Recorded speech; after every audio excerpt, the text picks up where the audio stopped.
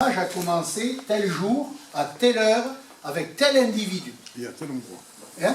Et à tel endroit. Et à tel endroit. Alors je serai le seul au monde à pouvoir le dire, et donc ce serait la fortune assurée. Mais malheureusement, vous savez que le compagnonnage, c'est quelque chose d'extrêmement ancien dans sa pratique, et c'est quelque chose qui remonte à la nuit des temps, que certains font remonter, qu'est-ce que vous voulez, au calende grec et au-delà. Alors, si on veut être sérieux, il faut, quand on parle du compagnonnage, que nous parlions de différentes périodes. On va parler d'une période légendaire.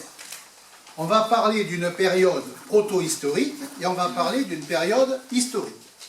Alors, c'est vrai que dans l'historique, c'est quelque chose que tout le monde peut vérifier. Si je vous dis, la déclaration de la dernière guerre mondiale, c'était le 3 septembre 1939, on ne peut pas discuter. Le gars, il ne va pas dire, non, c'était, je crois, le 4. Non, c'est historique. Mais le compagnonnage ne s'appuie pas sur de l'historique. Il s'appuie, dans un premier temps, sur du légendaire. Et quels que soient les compagnonnages, parce qu'on ne peut pas dire le compagnonnage. Quand on veut commencer à ne rien comprendre, on dit le compagnonnage, et là on est tranquille, on a décidé de passer à côté de tout. Quand on parle des compagnonnages, là on comprend un petit peu mieux l'articulation qu'il va y avoir entre tout cela. Ce qui est très ancien dans le compagnonnage s'appuyant sur un support qui est le métier.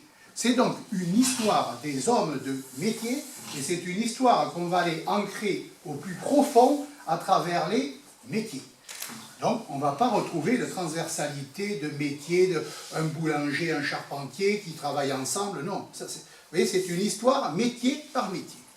Ce qui est l'originalité du compagnonnage par rapport à d'autres sociétés philosophiques, c'est que les métiers